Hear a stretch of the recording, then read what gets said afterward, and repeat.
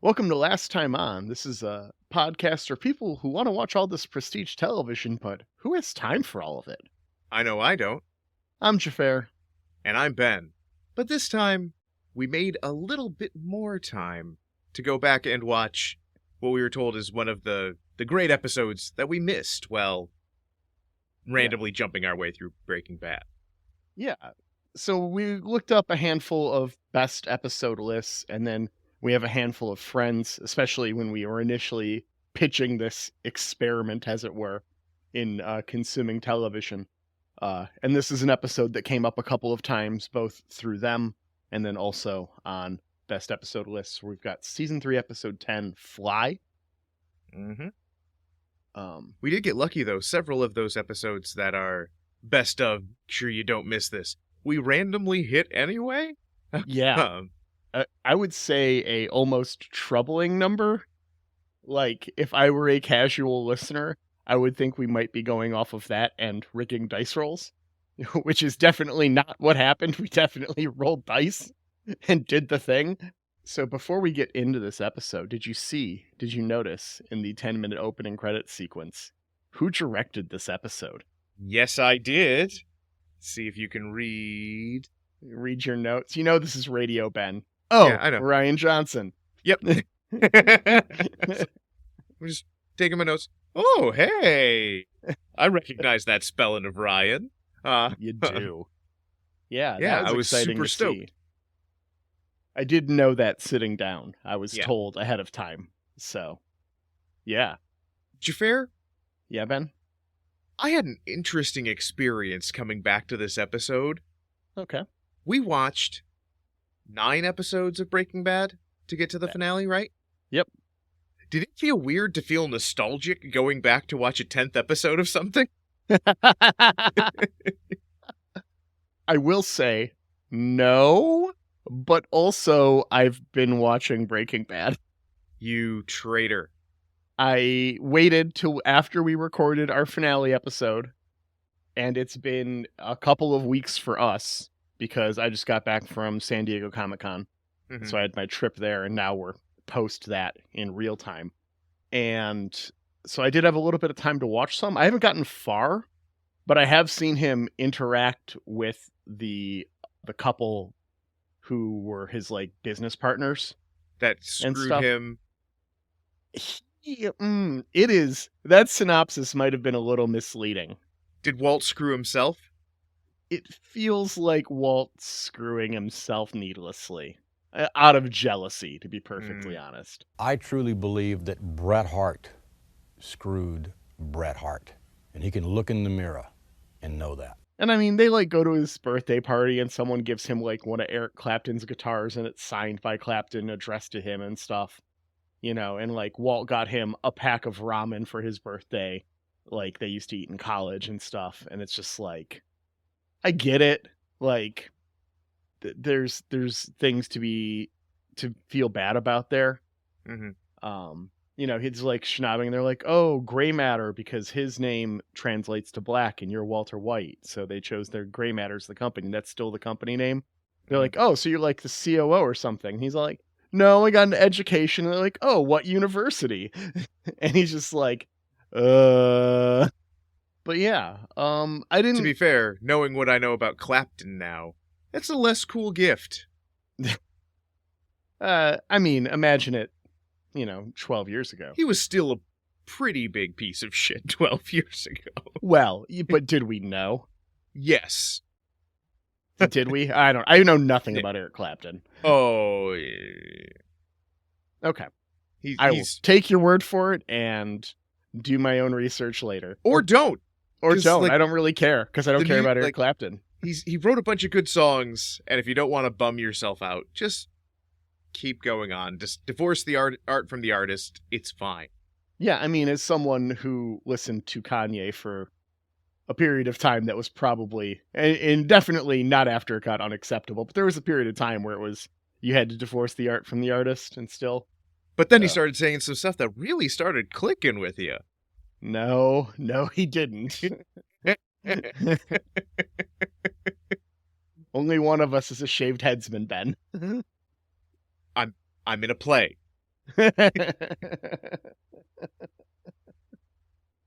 But were you feeling nostalgia, I take it? Yes. So it was interesting, like, the feeling you get when you go back and you, like, catch an episode of a show that you have finished.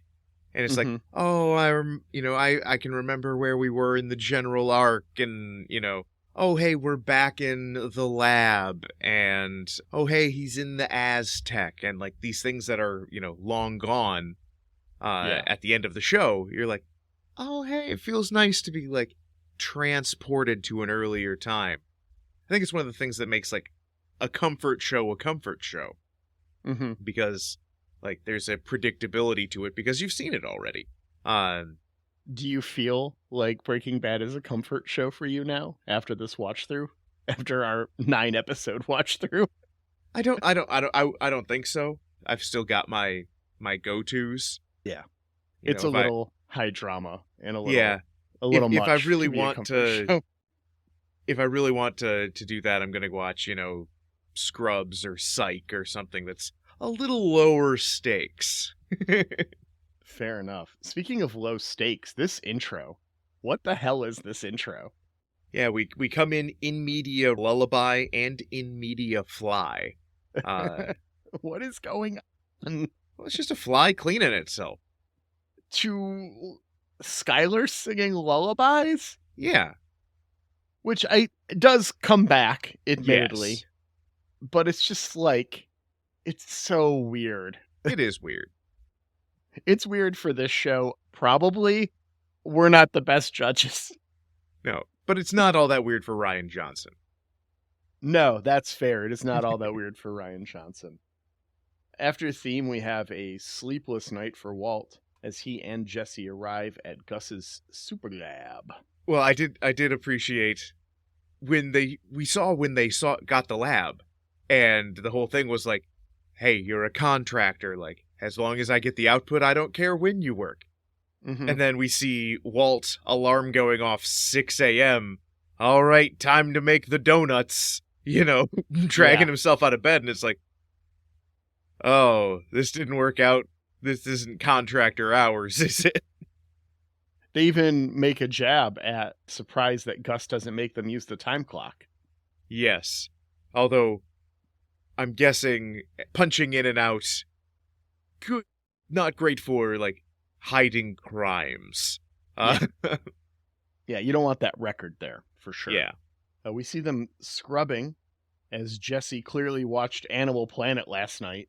So, and this is interesting, he's talking about hyenas and their pack mentalities. Mm-hmm. And he also, later in the episode, Walt talks about watching an elephant documentary.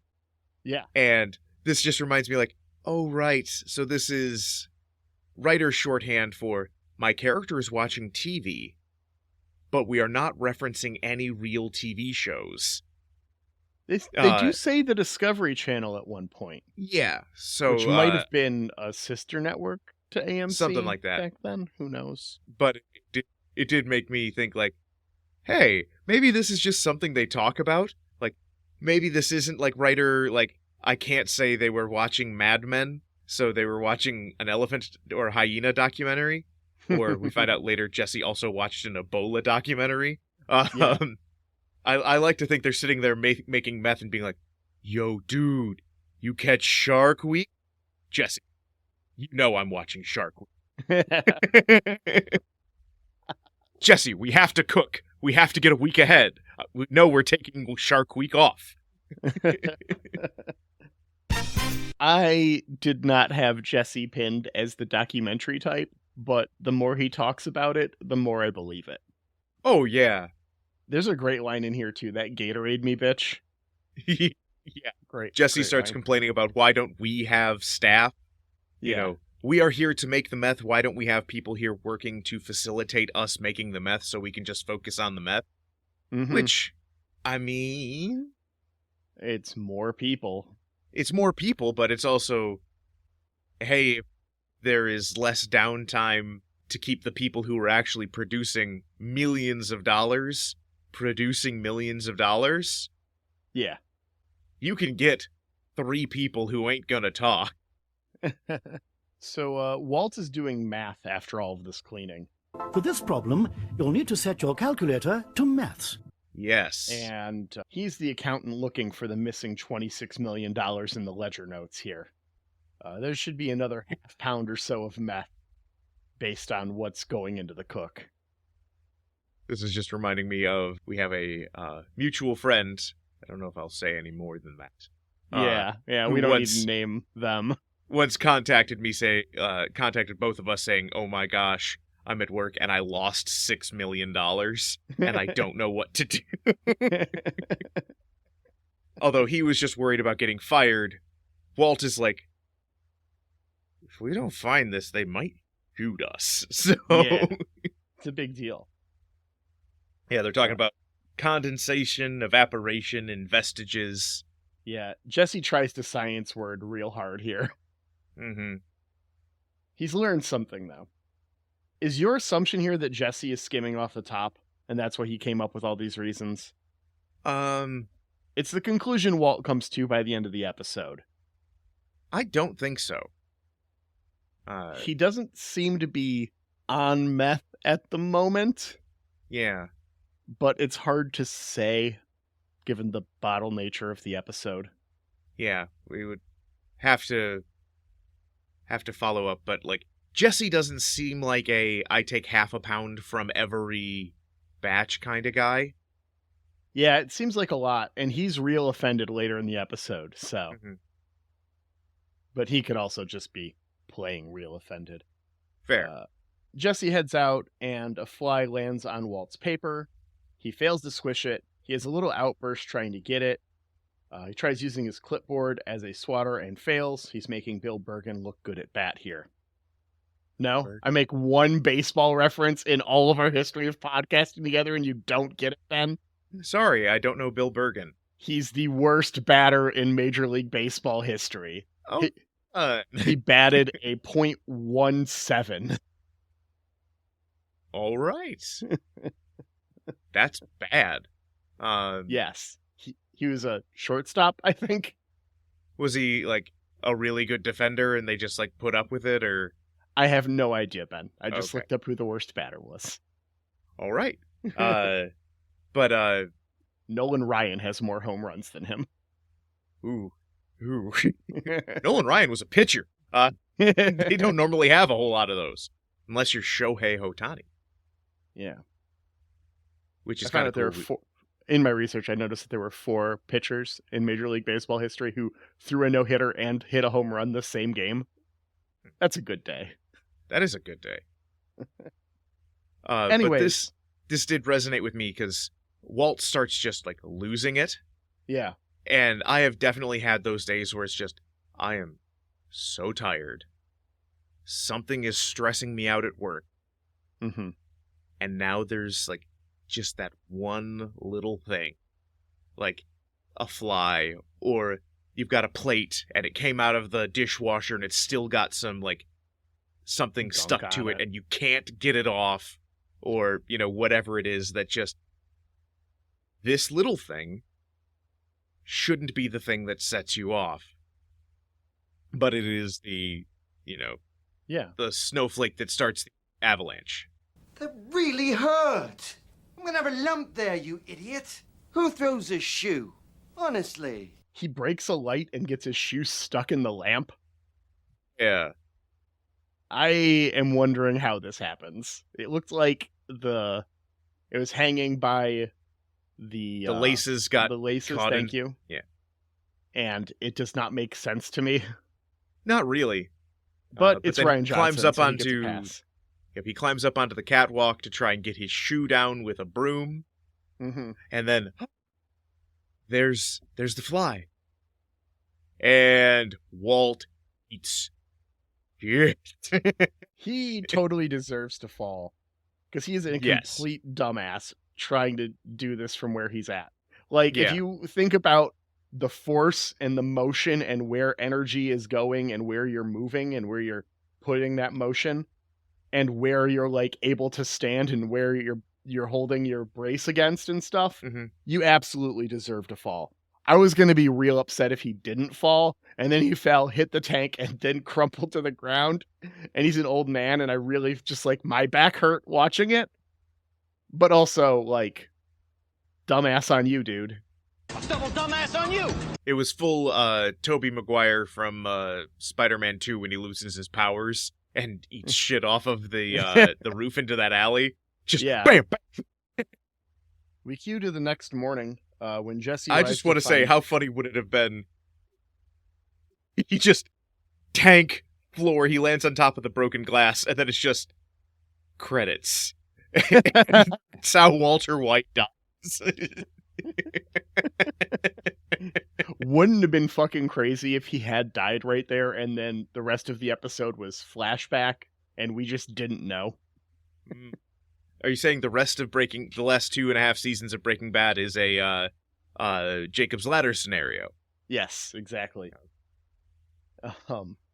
We cut to the next morning. Jesse arrives to find Walt has pressurized the lab because of a contamination. Walt is upset and Jesse is confused, so it's like every other episode we watched of this show. Yeah. One little bit of foreshadowing as Jesse arrives. He notices a cigarette butt in the ashtray with lipstick on it. Mm-hmm. That's Which called foreshadowing. Also, I don't know if you know this, Xhafer. I did a little bit of Google searching while I was watching the episode. Which was the nice average to be able house to do. Yeah. The average housefly lives 15 to 30 days. Mm-hmm. Now, I don't know what this housefly would be subsisting on. You know, there's like fly coming this summer to sci-fi. I would watch Jeff Goldblum play that fly. He's got the most experience. He's the obvious choice. But I was wondering, like, at what point, if you're Walt, do you just be like, I'm gonna take a nap and this thing will be dead? But if it's gonna be 15 to 30 days, okay, let's kill the fly. The chase begins. So Walt is trying to tell Jesse, like, we've got a contaminant, and like refuses to say we have a fly in the lab. Yeah. Walt has like 0 seconds gone full Ahab. Oh, for sure. And it's just like, you're not just being crazy, you're being willfully obtuse. Yeah. You Dangerously just have to say, so. Jesse, there's a fly in here, we've got to kill it now. It's less of an issue than just his weird, unhinged ranting. Yeah. Well, he doesn't respect Jesse. He never did. Maybe at some point, but this is just more of that. Jesse would not take a fly seriously, so I have to use the word contaminant. It also, at this point, I started wondering, is Walt just looking for excuses not to be cooking? Hey, we can't cook until I figure out this math irregularity. You know, hey, I can't cook until I've killed this fly. Oh no, now I can't cook until I've done X or Y or Z. It really feels like he is looking for any excuse to not be making meth. At least that's how I read it. Yeah, I mean, he does seem real set that this fly could actually ruin a batch of meth. At the scale that they're cooking, do not see how that is possible. No, and everything's sealed. Yeah. It's just, it does feel like something else is going on. But Walt is also the guy that buries himself in work when something else is going on. So, it's weird. At this point, we also find out that Walt and Jesse are 50-50 partners. Yes. This is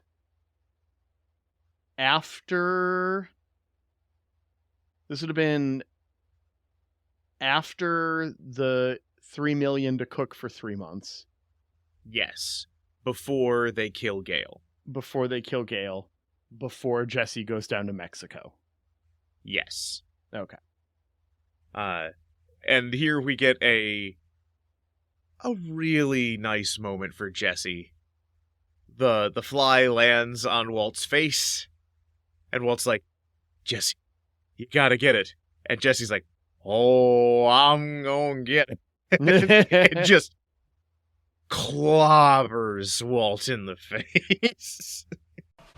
Yeah, bitch! Walt Yeah, does this is, confirm the fly corpse is just a raisin. Yes, why is there a raisin in there? Well, we know what the fly will subsist off of. Oh yeah, somebody brought in some Gorp. Is Gorp regional? I have no idea what Gorp is, Ben. Trail mix. Okay. I know what trail mix is. Okay. Is Gorp a brand of trail mix? No, it's just that is how trail mix was referred to me growing up. Oh. I don't know if that's regional so much as you growing up in the boons. Also, at this point, I thought of the not euphemism, Metaphor. the line, you catch more flies with honey. It's just like, why don't you put out some honey? Like, do something to trap the thing. Why are you going after it with your homemade fly swatter? The fact that they don't turn off all of the lights and then put a very bright lamp in the center of the room or something. Yeah. Like they are not good fly hunters. No. Jesse tries to get Walt to calm down by trying to tell him to get some fresh air. He responds by locking Jesse out of the lab. Jesse starts screaming out El Axo. Ben, do you know what the Spanish word for axe is? I'm gonna Okay. take a guess. Go for it. Axe? Hacha. Like Hacha. hatchet. Makes sense. Oh, okay, yeah. Do you know what El Axo is in Spanish? No. He's asking this like a question, too. He's like, El Axo? He wants to know where it is. El Axo translates to the year. What year is it? It was brand new. No. What year is it? They're just like, oh no, another time traveler came into our laundromat. I did appreciate Jesse finds his way to a maintenance room where he finds himself a little hammer, a big pry bar, and then a sledge. And I did like just as I work my way across this bench, your tools. I did appreciate that.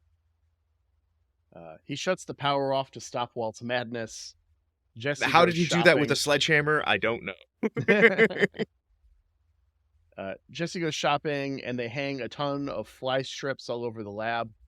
And he puts some sleeping pills in Walt's coffee. Yeah. He's drugging him because he cares. But I did appreciate we get to see science coffee again. Yes. Jesse fills the air with some noise about possums waiting for Walt to pass out. But his story about trying to care less and move on with things in your life, Walt thinks he's just talking about Walt's cancer and completely misses the point. Yes. Also, Xhafer, Yes. do you know what the difference is between a possum and an opossum? No.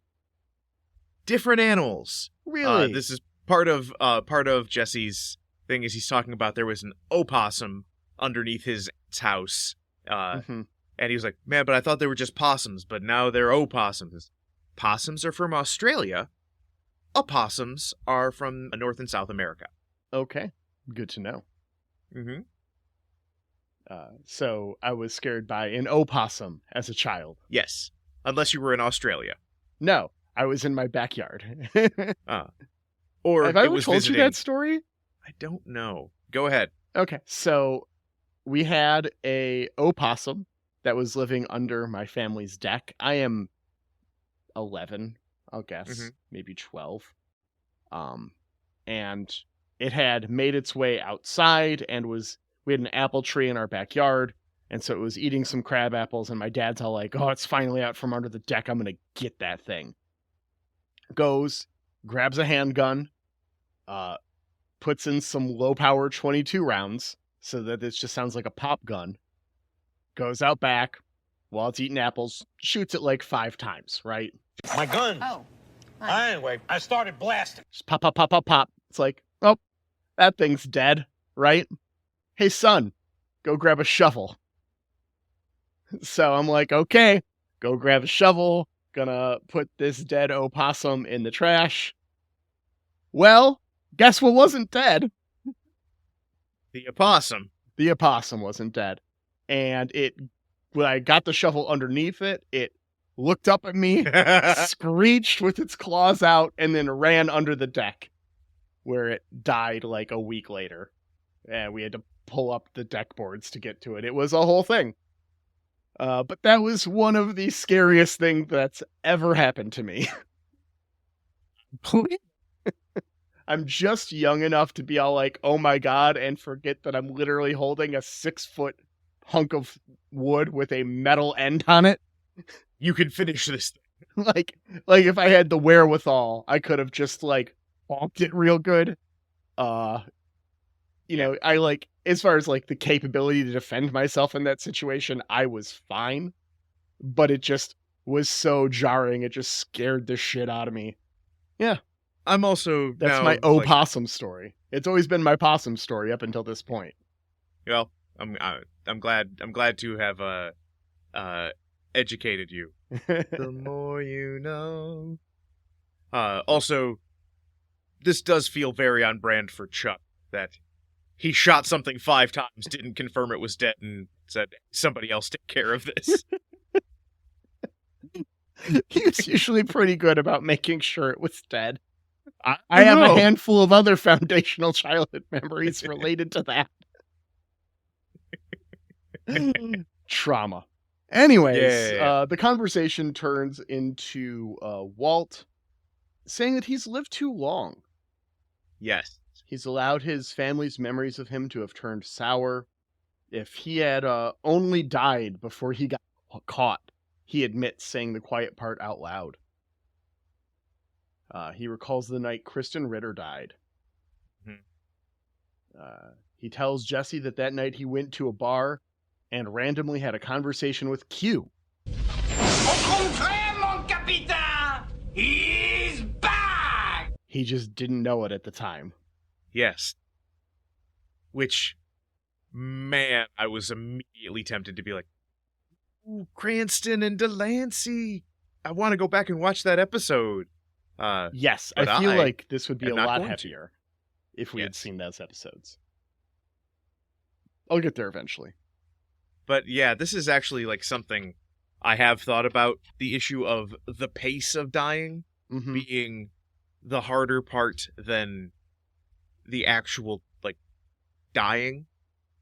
Yeah, this is something we both have some personal experience with, me with my father, you with your father-in-law, that we could totally talk about on pod and be a giant bummer. Yeah. Well, this whole episode is a giant bummer. So. That's true. You know, it's a very different circumstance. In our case, it's both, you know, the slow passing of someone to disease and illness. In this case, it's the slow descent into criminal madness. Yeah. With a sprinkle of cancer. Yeah. With some meth sprinkles. Yeah, I don't think the cancer's what ruins this there. No. The withering of someone and having to live with that and witness it, and it's terrible. And I can only speak about it casually so that I don't talk about it for hours, and also openly weep on podcast, because I don't think anyone signed up for this episode expecting that. No. But at the same time, it's definitely like his criminalness and his What's the word I'm looking for? His hubris? He does have some real hubris going on, because like one of the things he goes on is like, there has to be some combination of words that could make her understand. It's like, or you just did the wrong thing, buddy. Yeah. Like, he never second guesses himself. Yeah. It's her fault for not understanding. Yeah, it's never I did the wrong thing. It's I got caught. He doesn't regret becoming a drug kingpin. He regrets getting caught.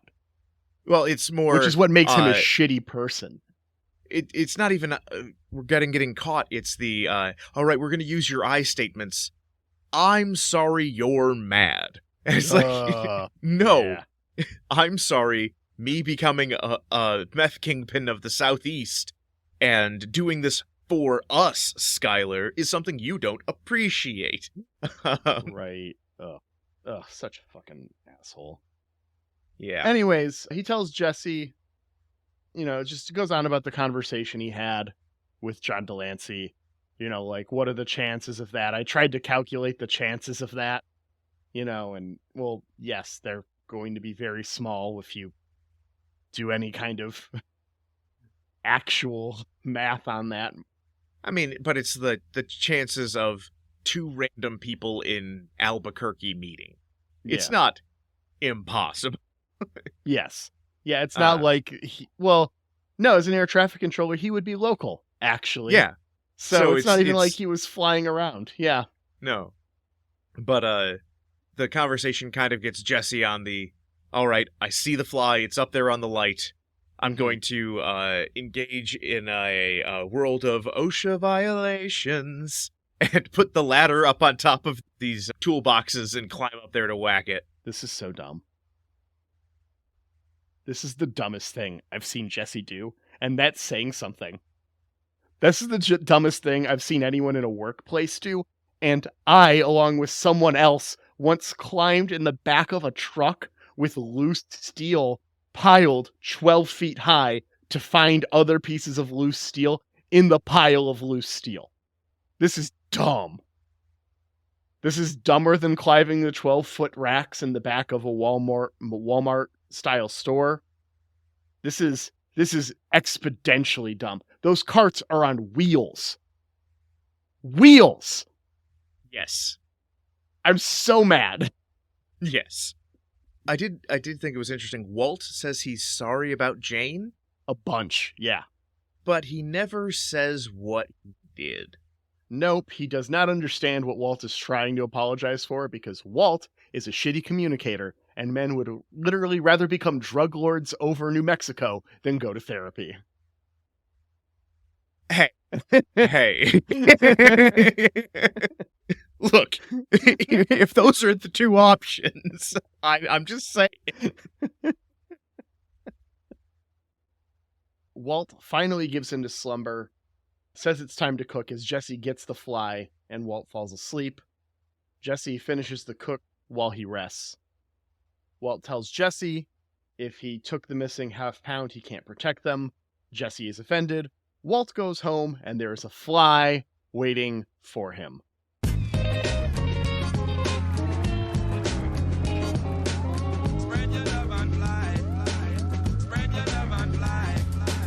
I wanted to run through that last bit, Ben, because I've been waiting.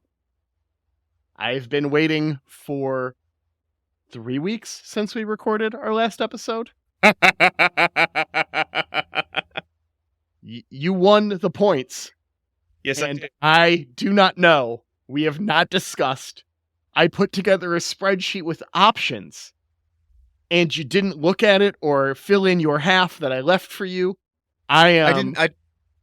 I'm flying blind. Well, to be fair, did you fill it in today? Open up that spreadsheet. I didn't fill it in. I didn't look today. It's okay. I added a whole bunch of stuff to it. Okay. I also I had forgotten that you wanted me to rate everything. That's fine. You can do that later. It was just kind of a get an idea of where we stand on stuff. Yes. So we want to jump right over the absolute insanity of having your smoke detector right above your bed, so you're getting that red light blinking at you all night. I know that you and Frank were planning to disconnect me. And I'm afraid that's something I cannot allow to happen. It is Long. very dumb. Oh, yeah. You want to know what our next show is going to be? I need to know what our next show is going to be, Ben. Well, I've made some jokes to some mutual friends who have also demanded to know. Yeah. Well, I feel like they don't get to find out before me. No, that's why I said Clarissa explains it all. Which I've seen. That said, if we are sticking to serialized stuff, we could do the Secret World of Alex. Which I've also seen. But do you remember any of it? I remember bits and pieces. Okay. So we did have a little bit of a conversation off pod about what do we want to do next. Yeah. And we came to a agreement that, well, there are some really, really good other, like, crime shows. Mm-hmm. We don't want to go from crime to crime. No. So we wouldn't want to go to an Oz or a Boardwalk Empire or I don't know, a Raid. Anything that is more shady people doing shady stuff and getting over their heads and shooting somebody. So I was thinking about what's a TV show that I've always really wanted to watch, that, like, now this would be a great opportunity to do so, but, you know, is going to change it up for us. And basically, I just decided, you know what I really want to see? I want to see somebody get roundhouse kicked in the face, Xhafer. Okay. We're watching Into the Badlands. I have never heard of this show. You had it on the list. That means it was just something. That doesn't mean that I know anything about it, because the list was the list on the receipt that we had. So it means you brought it up before. Well, to be fair, you added some stuff to this. I did not know there was a Highlander the Animated Series. That was on our OG document list. I don't know that there is a Highlander the Animated Series. I didn't look it up. It was just on the list. It might have just been Highlander the series. It might have just been Highlander the series. There is Highlander the Animated Series. It's got 40 episodes. Okay. Huh. We can watch it on Peacock. Huh. Okay, well, that goes in my back pocket. Well, we're right watching Into the Badlands. Yes. I know nothing about this show, Ben. Tell me about the show. I'm guessing people getting roundhouse kicked? Yes, so it is an AMC TV show, so we are staying with okay. With that. So I'll give you the first line. In a post-apocalyptic world nearly approximately 500 years in the future, war has left civilization in ruins. Some elements of technology, such as electricity and ground vehicles, have survived the apocalypse, but society now shuns firearms, leading to a reliance on melee weaponry and crossbows. In a territory known as the Badlands, encompassing several states between the Rocky Mountains and Mississippi River, a feudal society has developed to fill the power vacuum left by the war. Barons control land and monopolies over commodities like opium and fuel, trading amongst themselves to maintain the peace. Each baron is served by a massive workforce of slaves called cogs, as well as a prostitute class called dolls. A baron maintains power through an army of young men and women called clippers. Highly trained and loyal warriors, clippers are forbidden from marrying and having children lest their loyalties be divided. Each clipper force is captained by a regent. It keeps going. It's a retro future Hong Kong action TV show. Okay. Kind of like Kung Fu. Yeah, I love me some Kung Fu. It has been described as a high-octane sci-fi martial arts series. Okay. Yeah. Well, that sounds It's something fun. that I've always wanted to watch, and this is a great excuse. All right. How many So it looks like there's only 32 episodes of this show in 3 seasons. Yep, so 3 10-episode seasons. That was also another thing where it's like, I'm not picking something with like 400 episodes that's going to be a slog. It's like, Well, we're going to be in and out of this in 5 episodes. We can adjust how many episodes we want to see here. So for Yeah. Breaking Bad, we tried to set it up mathematically to do 2 episodes a season.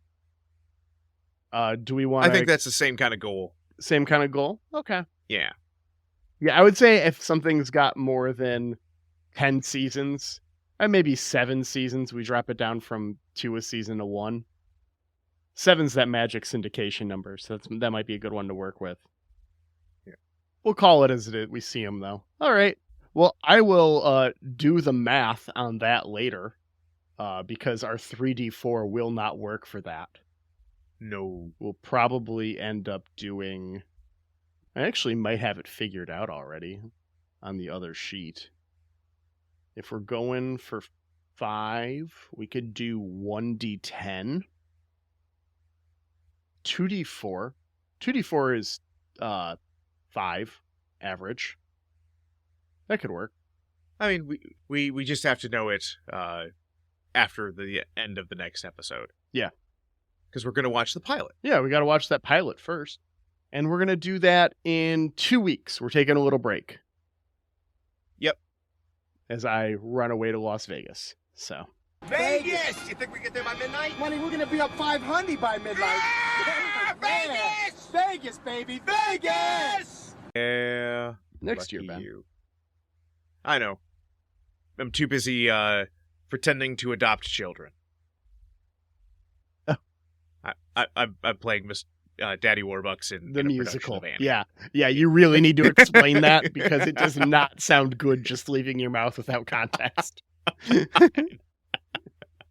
I just go to orphanages and be like, oh, hey, nope. I'm. This is going back to the play. Yes, All right, so hence the shit, Ted. we'll be back on September 5th with our first episode of Into the Badlands. Yeah, super excited. Yeah. You said it's streaming on what? I believe it's on Netflix. Okay, cool. Fantastic. I still have that. All right. So we'll see you in a couple of weeks with that. But until then, we just have to say thank you to Ripe, that lovely, lovely band that gave us the permission to use our absolute favorite fucking bop, favorite song, Goon Squad, as our theme music. Thank you so much.